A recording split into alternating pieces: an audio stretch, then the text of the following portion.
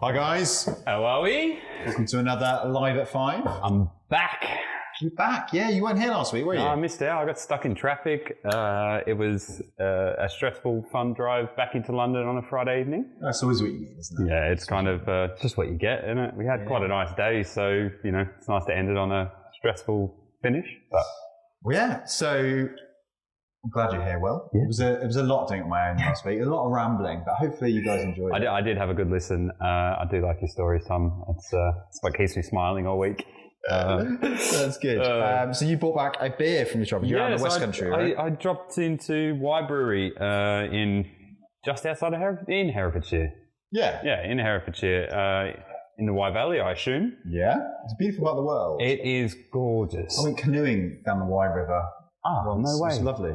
It was a really cool trip. I think I want to go back out there again. It's kind of that English, like that picturesque English countryside. Bucolic is how I describe it. Is it? Yeah. It was a perfect time too because it was autumn, so all the leaves were changing as this, you know, from green all the way to red, like this beautiful spectrum of colour and green fields, and it was apple picking season as well, so all the trees were full, and yeah, it's really nice. And went out to Chase Distillery and had a bit of a nose around there as well. And that's exciting. Yeah, what's that site like? Nice site? Yeah, it's really pretty, man. They I didn't realise they also, because they do mainly potatoes, but they also do apple base for their gins as well, which is kind of cool. That is cool. Yeah, a little bit fruity, and I bought a couple of bottles of that, and I'll probably get into that over the Christmas period. So that's good. So what have we got here? So here is the Buddy Batch, which is Welsh for little friend, which is nice. Well, so this is a. So it's just straight ale, isn't it? Straight ale, yeah. All right, well, let's get into that. Always good to start with that. But welcome, guys. As always, if you've got any questions, then chuck them in the comment box below, and we will try and look and see them. We're a bit further apart this week, just to quite a bit of distance. Yeah, so we got upstairs in our nice little green area, which is usually where we have lunch and relax. But yeah, what are we doing today, Will? So today we're first going to start off with a beer and a drink and all that, but then we're going to get into our new tasting bundle setups. So we're doing a few new little tasting packs with some videos and stuff to go out over that sort of Christmas period. Yeah, so then the idea behind this is to showcase a bit of our range, but also we realise that those people love hearing a bit more about what we do and a bit more of the story. So we're going to record a couple of videos to go with the tasting bundles so you can do it in your own time rather than having to book in to say one of these sessions. And they should be live on the website now. Hector, which is cool. So I'll be doing that with my family because my dad's birthday is coming up. So I think we'll do a little bit of a tasting of that because we're sort of stuck between 4 countries at the moment, which is kind of fun. So we're all just going to have to jump on and do something together. So that's kind of perfect. But yeah, so I drank mine just because it's Friday and I need a drink. But yeah, so this is, we had a few of their beers from there, and they're quite a classic sort of real ale style brewery, I guess. So they're like their pale ale was just Is this why you were late? Because you were in the brewery? Well, to be honest, I drove past it and then I was like, because Tom always, whenever he goes out on these fun adventures, always brings something back, whether it's a £3 bottle of cider or a nice one. Yeah, we actually really enjoyed it. Like 8% was a Kent dry cider. Thin and dry is what my teenage years were made of. It's just like it's simple, but exactly what you want, exactly, right? So I'm trying to keep up that tradition, and every time that we go out and visit something or do something, to bring something back and be able to sit down and have a drink and have a chat and try to taste as many weird things as we can. Yeah, no, that sounds good. What have you been up to this week, Will? Oh, God, this week has been fantastic. It's been a long week. I'm happy, full of energy, because we always say it's been one of those weeks. It hasn't been one of those weeks. We turned it. Yeah. Like it feels like you're going to be pushing on a door and finally, or ketchup bottle. Okay, yeah. I was like, usually most of the doors I use work, but that's just the luck of mine. It's my stately home. It's quite expensive. Expensive? Yeah, it's an expensive stately. Yeah, I mean, it's quite heavy door. Heavy door. Yeah. The west wing really gets gummed up. Solid oak. Exactly. But yeah, so we finally brewed the first part of the small batch. What's that? The braggot. So the braggot, yeah. So we got all that together and got it fermented on, and it is going quite well. It's sitting out the front of the brewery actually because it's nice and cool now, and we're just trying to keep that fermentation just nice and low without any temperature control. Yeah, cool. Just kind of fun for the winter period. Hi, Scott. Nice to see you again.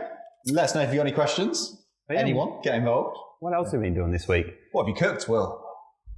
What have I cooked this week? God. Come back to me on that one. What have you cooked this week? Wicked turkey chili last night. Oh, nice. I don't know. Turkey meat's something. I don't know whether it's an American thing. Like, we don't really eat turkey in Australia. No, you don't here, but it's really low fat, so it's super lean. So it shows. Yeah, I know. It's just, I remember when you were doing this a while ago. It just clicked. I remember there was one week and a half where you ate nothing but turkey chili. I know. That was a fun week for all of us. I know. That was when I was on the shred, though. Yeah, tin fish. Yeah. yeah. Tin fish and rice. Yeah. Brilliant. Anyway, right. So we've got 3 of the tasting bundles to go through today, which is exciting. I'm really excited because it's a nice kind of showcase of everything we do. So we've got what we were doing is our online tasting bundle. We kind of updated it a bit for Christmas. So now you're going to get the 4 cans of the core range and then 3 of the special brews. Yeah, so the 3 special brews that we end up going with is the roasted pineapple Kvik. So that's all these ones are not like big fruit bombs. They're really traditional meads with just a slight little variation on the top of each of them. So with the roasted pineapple Kvik, we roasted up just one pineapple. And just put that straight into primary, just to pull a bit of the acid, maybe a little bit of that pineapple character, just to push the Kvik profile up, because Kvik can be quite tropical as well. And I kind of wanted just to give it a little bit of caramel underneath, a little bit of more of that pineapple acidity. And then we're doing the Plum traditional as well. So that's a barrel-aged 12% Plum traditional. So traditional method, fermented in barrel, then barrel-aged, and then we put it on top of a whole lot of plums. And that just kind of brought up that stone fruit character from the yeast as well. So it just gives it this nice sort of, it doesn't taste like we had the plum sake, what was it, 2 weeks ago? 2 weeks ago, Tom. Which was like 50% plum, 50% sake, and you really like put it in there and it's this big juicy plum bomb. It's just a little bit more delicate. And then we did the mango and Scotch Bonnet, which is probably one of the... That's exciting. Yeah, one of the most exciting processes and one of the best outcomes we've got from a mead. So that's just same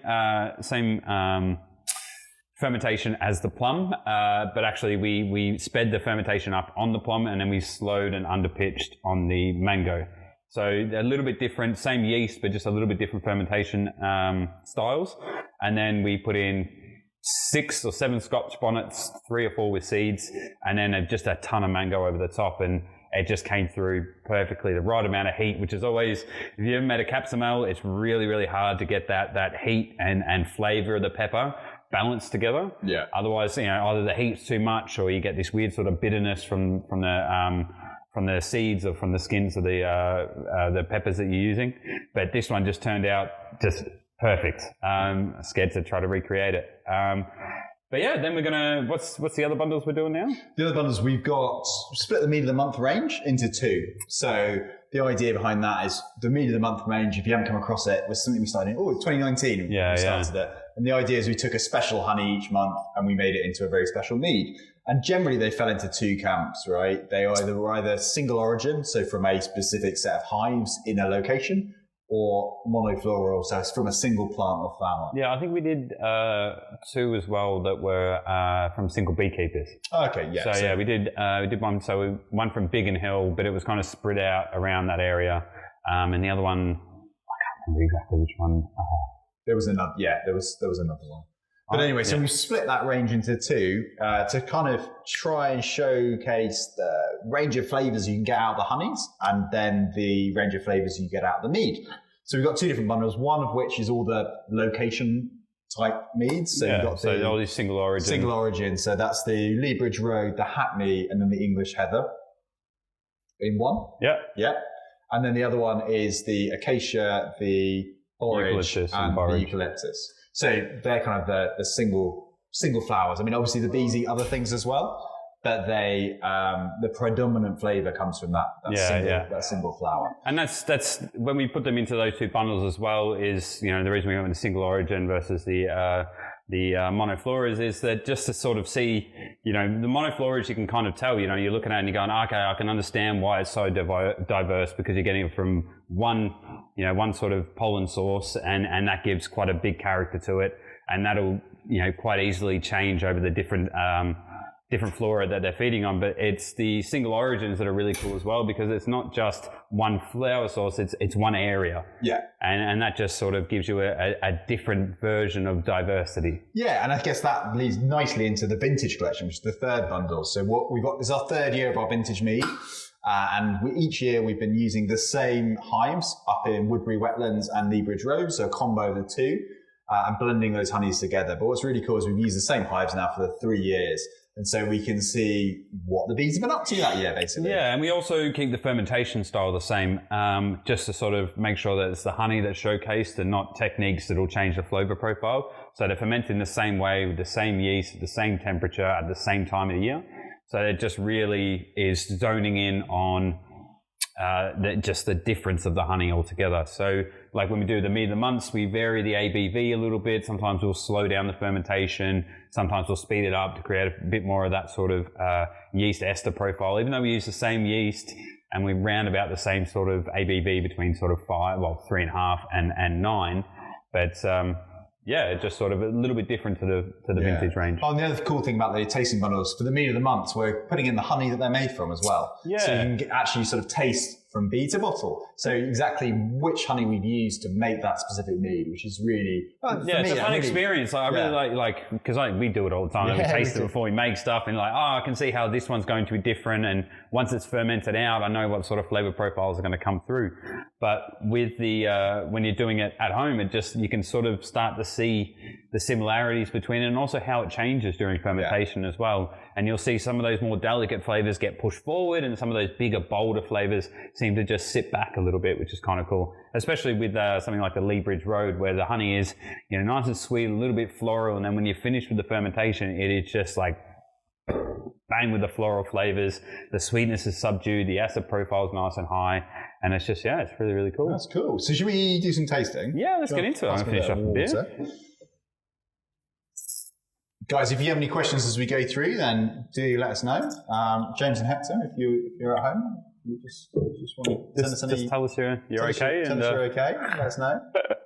Anyone else, do let us know.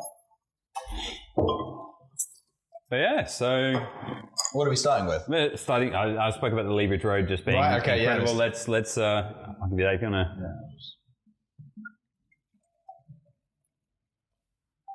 Thank you. So this made with honey from Lee Bridge Road, which is, where's Lee Bridge Road? It's North London, just above Northumberland. So that's sort of Northumberland.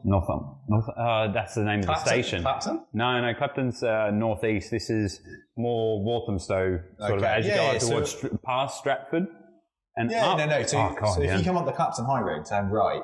That's where it is. Okay, yeah. That sounds about right. Yeah. Tottenham. Yeah, that Clapton. Tottenham, right hand side of Tottenham. On the way to. We're good at our geometry. Yeah. So this is one part of our vintage as well. So it's nice to see a different expression in the same. Yeah, and it's really cool that you get a little bit of the vintage out, but you start to really realise how much that Woodbury Wetland sort of adds to it, and the diversity, and a lot richer and thicker. So 7.5%. Just made with honey. Same yeast as our house yeast. If you just push it right up to 7.5%. So this is, I think in the mead of the month range, we only did the heather. Which was stronger. Yeah, which was stronger. The last one, we made it for that sort of like wintry. If you've ever had heather honey before, it's marzipan and funky and caramel and really rich. So we really want to push that up in the ABV as well, just to sort of allow those flavors to have something to counteract with. Yeah. Otherwise, it can be quite intense. And I think I've told this story before, but it's the only time I've come home after a brew day, and my partner was like, "Go shower because you stink like honey." Like, not even like you smell a little bit like honey and it's nice. You stink. Yeah. It's really cool. I like that. Just a quick question on the Scotch Bonnet. Sorry, it's not Scotch Bonnet. It's Scotch Bonnet chili. Yeah, it's Scotch Bonnet. Sorry, the chili we used was Scotch Bonnet. We'll get into tasting the mango one in a second, probably towards the end, because it's quite... it's cool. It's warming. Yeah, and I'm really excited because last time we pulled samples out of the barrel. And we did. So it was just, I think we waited another week or something before we were ready to pitch, ready to pull and package. So yeah, it'd be kind of cool to see how that sat out now. Yeah, that's cool. But so Lee Bridge. Like we get a lot of these, like apple, pear, even just a little bit of banana in there as well. And then it's all florality from there. Like it's not so much like rose petals like that, but almost like wildflower petals. You know, you kind of get that a little bit of sweetness as well. That is delicious. That's a really bonza product. There's this one in the Hackney as well that have a really, really cool, similar profile as well. So I think they're picked maybe 1 or 2 months apart, and they're far enough apart that they're different, but close enough that they kind of have a little bit of a similar sort of profile to them. But this one's 7.5, where we did the Hackney is pushing the house yeast, the highest we've ever gone to 9%. So it's a little bit more high alcohol in that, a little bit more yeast. Yeah. So this one's a lot more sort of honey focused.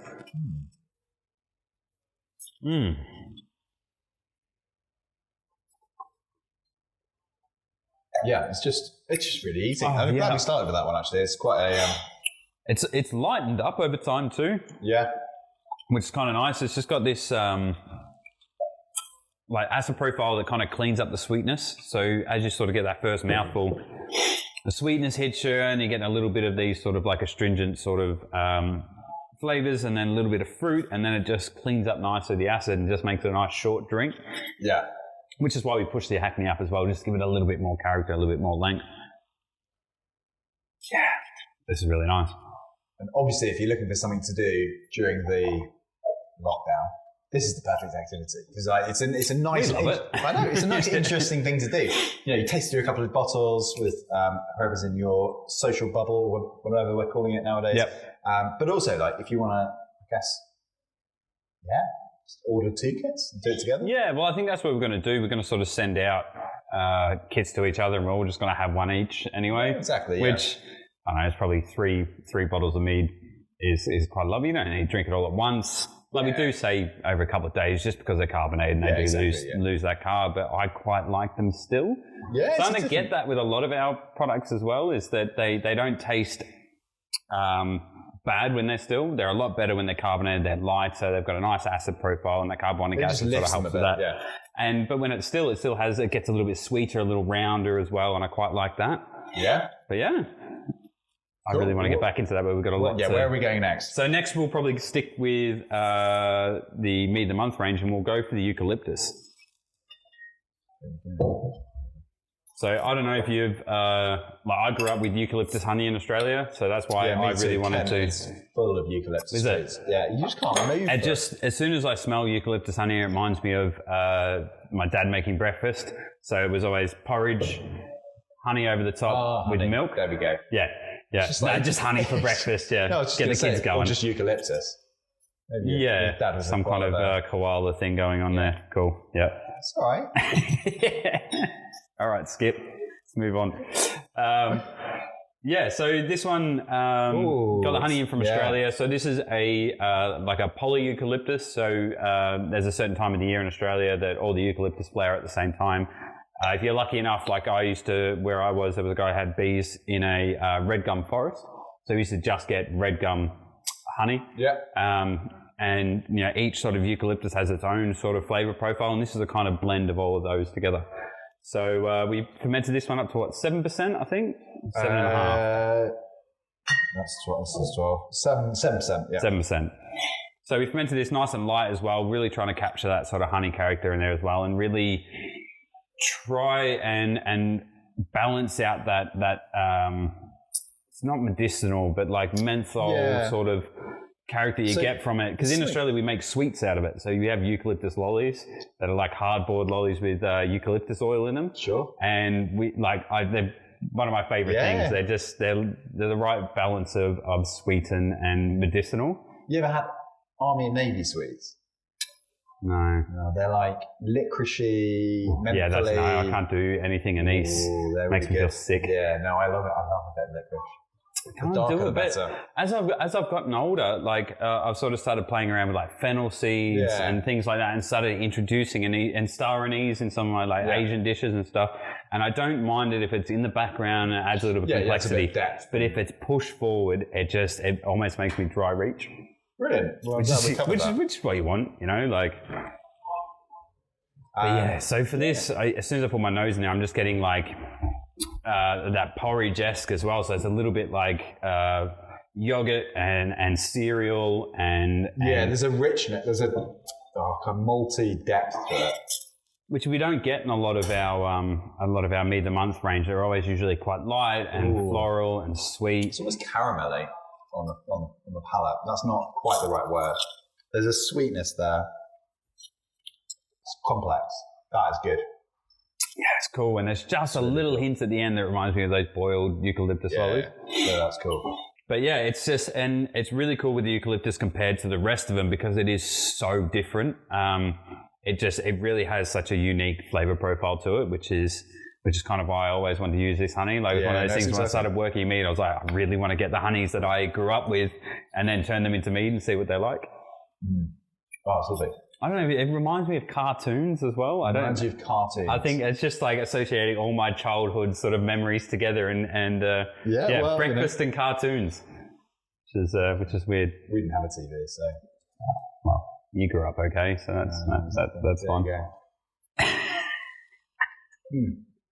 Where are we going next, Will? Oh, that is good. Where are we going next? Let's go mango and chili. Yeah, let's go through the barrel and traditional styles.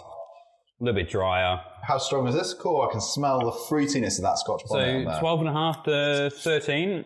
I think it's 12.5. So this is barrel aged Scotch Bonnet and mango and Scotch Bonnet. Yeah, mango and Scotch Bonnet. You get that fruit. So we've said this before, but the amazing thing about Scotch Bonnet is that fruity flavour that you get from it.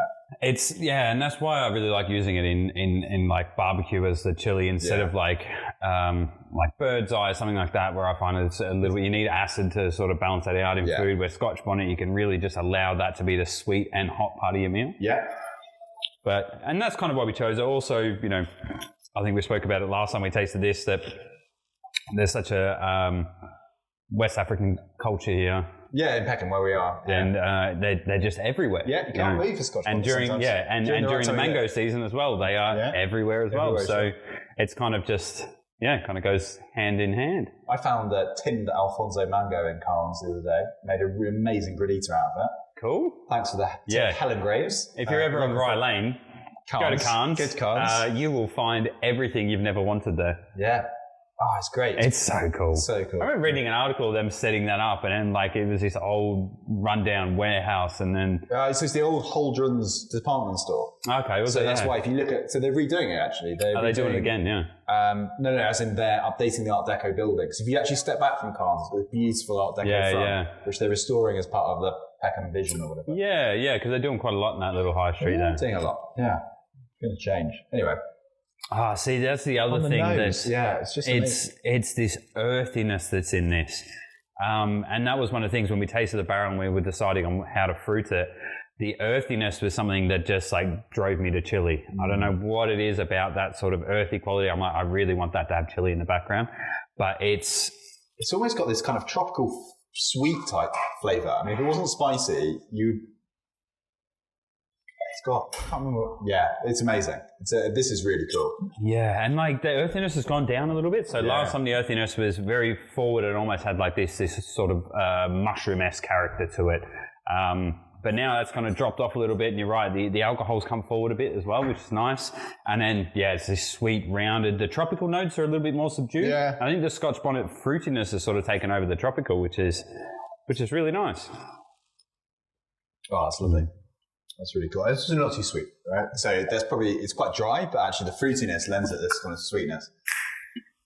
That's the right amount of chili. It is, just enough to kind of tickle. Sorry, I'm really proud of that. Trying to get the right amount of chili. Right, well, I've tried the pineapple cuvée before. Let's just do the plum. You want to do the plum again? Let's do the plum again. So the plum is the same base as the mango and Scotch Bonnet. Of course, we did a little bit of a variation on the technique, but then we just got a whole lot of plums, cut them in halves, put them in the barrel. The guys love me for it because it took 3 days in and out of just properly trying to clean those barrels out so we can brew back in it. Got everything out. It's perfect. How'd you get the stones out? So we didn't put the stones in. That's why we cut them in half and removed the pits because they can cause some issues. Did they have cyanide in them? I think it's apple. Yeah, I think it's just apple pips. But there's something else in stone fruit that you shouldn't use the pits for. I can't remember. Yeah, there's something in there you don't really want to concentrate. I don't really eat fruit well. Cool. I grew up on fruit. Like that's vegetables, not fruit. Never fruit in the house. It's my snacking option, right? Like I'm not really into the sweets or chocolate or biscuits. Just have another tin of fish. If my girlfriend's watching, yes, I do eat them if they're in the house. But if they're not in the house, I'm not jonesing for them. Good use of the word. But yeah, like my thing is, I'll just sit there and I'll eat 3 mangoes in an evening, and that's my little guilty pleasure. I'm struggling a little bit on the nose after the chilies, to be honest. Yeah, so it's a little harder to get the nuance in this. So I think, especially when we do these, the mango and chili one will be the last one that we sort of do the tasting for, because it's such a intense flavour profile. Yeah, it's kind of leaves you wanting more as well. Yeah, so the plum, when you just let it open up a little bit, the earthiness on this has kicked up, which is kind of cool. So this wasn't, the earthiness on this wasn't as prevalent during fermentation, but it's definitely, once we bottled, just a little bit, but the alcohol in this is what's really cool. So this nice sort of like sweet rounded heat in the alcohol. Yeah. And then there's a little bit of discernible like just stone fruit character. It's not necessarily plum. It's just a hint, a suggestion. It's just like, it feels a little bit like, almost like cherry or plum, or not so much apricot or peach, that sort of soft side of it, that more sort of hard stone fruit character. Your sister's joined. There we go. No, that will be my mother. Okay. 50-50? Yep. Wow, probably not actually. The other side is, without the chili, that end is so nice. It's beautiful. It's creamy.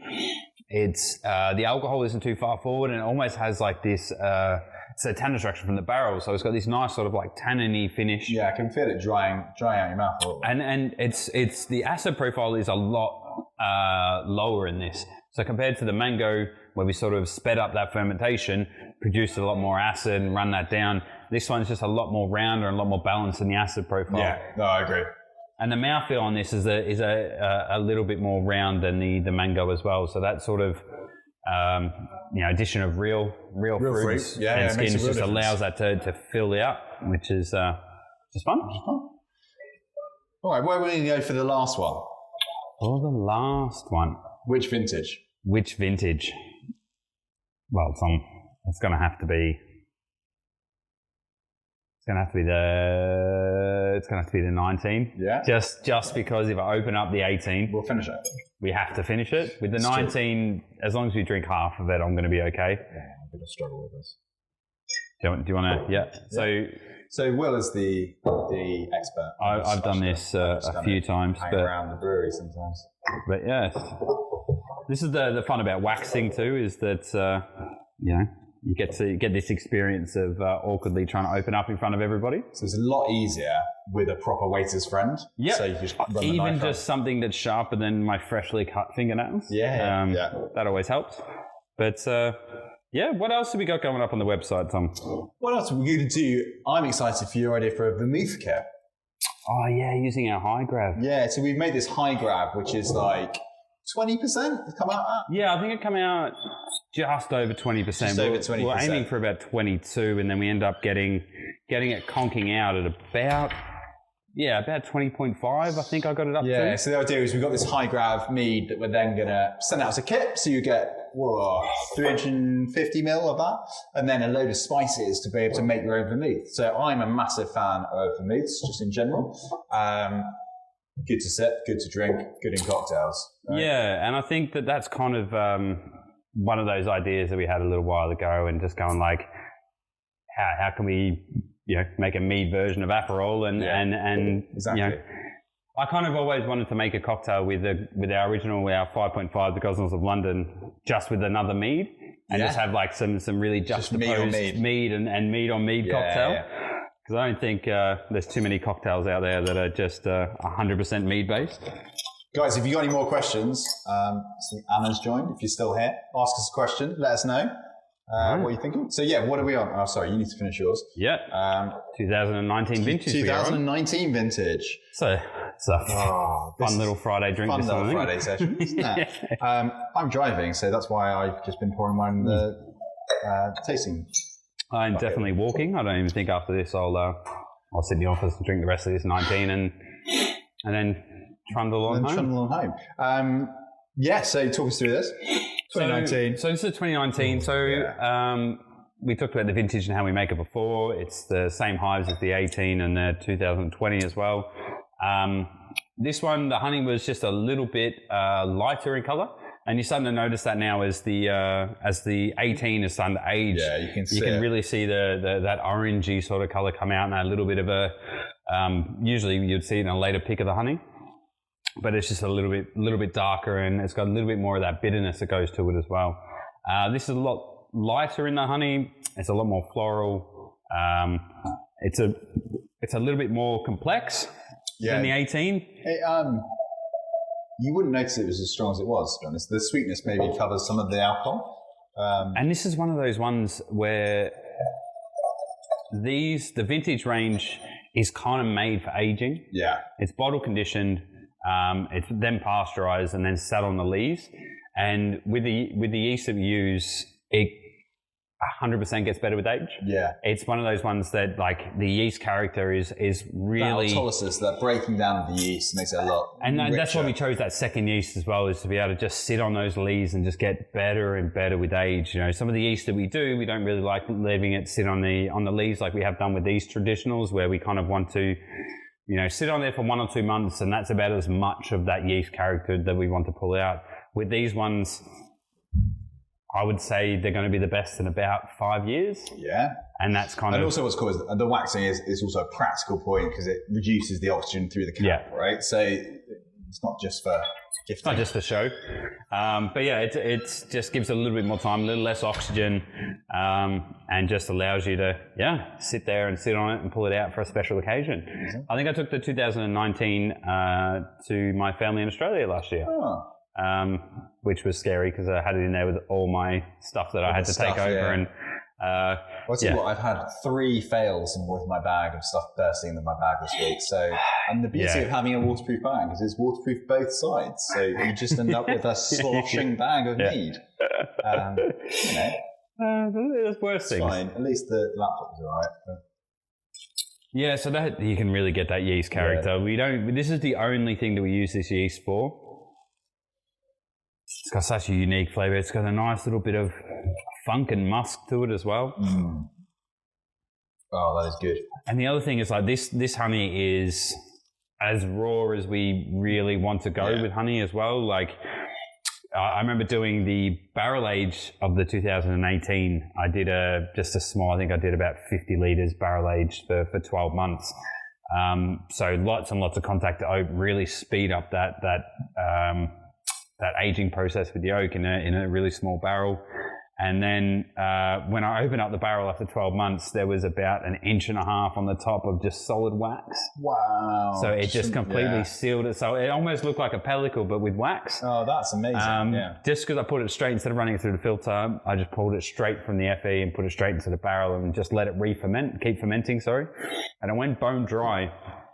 But yeah, it's just completely surrounded the whole barrel in wax by the end. So now thinking about saying that we put in a small barrel to get contact with oak, it kind of almost protected itself from that as well, and protected itself from the oxygen. So yeah, maybe next time the filtration on that might be a bit better to get a bit more wood character, but this just allowed that there to, it was the most like walnutty, almondy sort of mead I think I've ever made, which is kind of cool. What are you up to this weekend then, Will? So another big one. No, I think this weekend is kind of, well, it's lockdown now, isn't it? So you're not going to that rave later? Yeah, no, I've put a pause on that. Oh, right. I'll tell Sandy not to expect it. No, I think at the moment it's just I'm going to make some mustard this weekend. I've been saying that for the last 3 weeks. Talk us through. What are you doing? So I've got brown and white mustard seeds. Yeah. White, yellow. Yeah. I don't know if you call it white or yellow mustard. And then I'll do that with a little bit of kombucha and vinegar. So I'm not doing like a lacto ferment with it. I quite like it just to have a bit of fruit. So I'll use apple cider vinegar. Then I'll put in some kombucha and then sometimes I add a little bit of fruits, either like mango or something that's got a little bit of like tropical character. Yeah. And then I'll just mix that all together, a little bit of sugar, put that into like a jar and just keep it for 3 or 4 days. And then just allow that to sort of, I don't know if you've ever tasted mustard before it's finished. It is the most disgusting thing you've ever had. And then suddenly it gets to like day 3, day 4 and it's like, oh, it's mustard. So it's the whole grains then? Yeah, whole grains. And then afterwards, like last time I took half and I blended half and then mixed it back. So it's a little bit more like... Dijon, yeah. So it's half blended, half not. So you get a little bit of that sort of, when you put your mustard on and you bite into the actual mustard seed and you get this little pop. Yeah, I like a bit of whole grain sweet, mustard. yeah. Yeah. But yeah, so I'll be doing that. My girlfriend's on, so now I have to do it now that I've said it. So yeah, well, there you go. I am making bagels. That's my plan for tomorrow. Bagels? Yeah, that was my errand I had to run this afternoon. I was going to my flour dealer. Well, you don't have enough flour? So during lockdown, I might have bought too much flour, some might say. No, not too much. Just more than the average man should ever see in a lifetime. Yeah, so it was a pallet. That's fine. And I obviously, when I moved, I didn't have a home for it. So my friend who's an avid baker, I ran it around to him. And his wife was really impressed with Dave. Now got 100 kilos of flour in the living room. Yep. So I actually need to go and get a little bit of that. That's all right. It's our little thing next to the record player. It's just like 3 big buckets stacked full of flour, and we're still going on. Yeah. So you can do some bagels. I was going to make my own gravlax, but the week is quite. Oh man! So if you're going to do gravlax, like last time I did it with fresh horseradish and beetroot. Yeah, so you get a nice colour and a bit of depth. And a bit of depth to it, and then I think I put it in the fridge for. God, it would have been a week. A week? Okay, I would have only done it 2 or 3 days. Yeah, like really, really long. Yeah. And like if you're going to do it, make sure you cover it or you have a really nice clean fridge, because otherwise you just pick up lots of fridge character, which is... Yeah, and there's quite a lot of kimchi in my fridge at the moment. Yeah, I assume. Yeah. There's a lot of kimchi in the work fridge because of you, so I assume that it's... Seriously though, kimchi on sourdough in the morning with butter. I mean, really? Like, Breakfast kimchi? I get so happy. Like, genuinely, it's the highlight of my day. No, but it's just the texture, it's the fat from the butter, and it's the crunch. And you're like, oh, life is... Because I've been using kimchi a lot more. I really like it beside plain potatoes with parsley. Interesting. It's just got this nice sort of like one super intense, and then you got this nice sort of creamy, starch-driven potatoes that they really work. What is really good with kimchi is cheap cheddar cheese. So, in a lot of Korean stuff, I think it's Please, tell me more. Second World War, Americans coming in, they like crap cheese and kimchi in some sort of sandwich or stew. Oh, okay. Then they've got this particular dish called Korean Army stew, which is just stuff from the ration packs and now they serve in a sort of stewing pot, and now they serve it as a communal. As in, you'll get spam, you'll get instant noodles, you'll get a bit of cheese, you'll get tofu, you'll get frankfurters in just this pot with kimchi. It's amazing. And if you explain to other people that, like, what you eat, you're like, if I saw it, I'd probably be like, yeah, I'll have some. But just like trying to piece together what that would taste like. Yeah, it's really cool. And that's definitely the Second War influence. Or the Korean War. Anyway, my history's not great. Yeah, well, there were definitely 2 wars. Definitely 2 wars. But I can't. It would have been the Korean War, because that's after. My mediocre study of history didn't cover ration pack stews. No, it's just interesting. It's one of those things that you're like, would never have happened if it weren't for... Is that a good thing? Well, you've tasted it, so you can tell me whether or not. It was fun. You could tell that, like, I don't know, it's very easy to be po-faced about flavours and food and provenance. Is it something that's eaten there as well, or is it just something that's like... No, it is. I think, but it's now, I think it's more of a... It feels like more of an anachronism, as in you would have it as a thing. I'm not sure whether anyone makes it at home anymore. Yeah, anyway. Right, what are we talking about next week, Will? So, God, put me on the spot. I know, I was just about to say. We're very, very organised here, especially during this period. It's very relaxed. It's just like clockwork, isn't it? It is scary how well we do with the old organisation. It is. We'll think of something this week. So I think next week, what is it? Mid-November. I think we might move towards doing something with a couple of different styles of mead. What we could do is talk about the mulled mead. Yeah, cool. Should we mull some mead next week? Yeah, I'll get it on this week, and we'll do it for next week, Friday. We can mull it live with the spices. Yeah, but we were thinking about having a different idea with the mulled mead. Oh, yeah, so we've got this exciting idea. We're going to do a single serve can of mulled mead. Because like mulled mead during this, like, it's a weird time. Like, okay, so it's, I don't know if everyone's set the story. Yeah, I don't know if everybody's got the same sort of mentality as me, but like I don't really like the pumpkin spice at you know in. I mean, you're not a pumpkin spice latte man. No, I'm not. By far, I'm not. Yeah, so well. And I'm not really. I wasn't really into like mulled drinks, especially coming from Australia, because we just never really did them, and they're big there now. Like I can remember when I went back, and everyone's like, "Oh yeah, you know, we all do mulled," and they're like, "We never did this growing up." Yeah. Like, and I fell in love with it here, and not necessarily mulled wine. I fell in love with mulled port. just because I'm not making mulled wine. I like mulled cider as well, but you got to do mulled cider with like a nice Scotch and pomegranate. I like hot buttered rum. I made some hot buttered rum once, and that was the end of it because it's just fat and sugar. Yeah, I tell you what's worse is have you ever had a port flip? You know, the flip, which is the egg, the whole egg, just shaken with a spirit. Or in this case, port. Yeah, which is great. So by the time you have lunch, you've had nogs four are one of the, like, okay, so I know. don't really like mulled stuff, but when I was a cocktail bartender, I fell in love with making nogs. Yeah. Like I just wanted to do as weird as I could. Yeah. Like, because people used to always freak out about using eggs in cocktails, and you're like, yeah, it's fine. As long as the egg's fresh, like, go nuts, you know. It's same as like cooking with eggs at home. Just smell it. If it smells bad.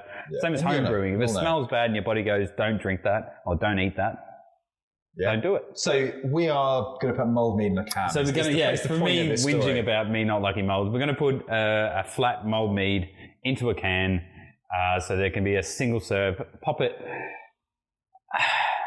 Pop it in the microwave. Pop it in the microwave. In a mug, not in the can. In a mug, not in the can, and only for very, very specific amounts of time. Yeah, very short. So because 20 seconds at a time. It's got to be really, because what we don't want to do is burn off the alcohol. Yeah, burn off the alcohol. And if you know how microwaves work, it's a very, very intense amount of heat direct in the middle, right? Maybe we'll do a deep dive on microwaves next week. Can we? If you want us to do something on microwaves, just let me know, because I would love to research microwaves. Yeah, I mean, and anyway, we'll talk about mulled mead next week. Yeah, I think I'll put something together, and I think that's a really cool idea, because usually at this time of the year we would send out lots of mulled meads everywhere. Yeah, and it'd be on your soup urn on the bar, and when you walk into a pub, it just smacks you with these like winter smells, which I kind of miss. Like even though I'm not drinking mulled mead, but when you walk into a pub and it doesn't smell like old beer and urine, it smells like the holiday season, as you would say. But it's exciting. We need to try and recreate the atmosphere at home. Yeah, and I think being able to like when I was talking about making mulled port, like you buy a whole bottle of port and it'd be on a pot in the stove, and you would go and you'd drink it all day. And like if you start it, you kind of have to drink it all. Yeah. That's kind of the rule of thumb. So if you do it in a single serving, then just fill your boots. Yeah, go nuts. Right. Well, on that note, guys, we'll speak to you next week. But always a pleasure, Will. Yeah, it's always fun. Let's get to the real drinking. Yeah. Take care. Cheers, guys. Thanks for listening, guys. Hopefully you enjoyed that. So hit the subscribe and like button and follow us on all our social media, and we'll see you again next week.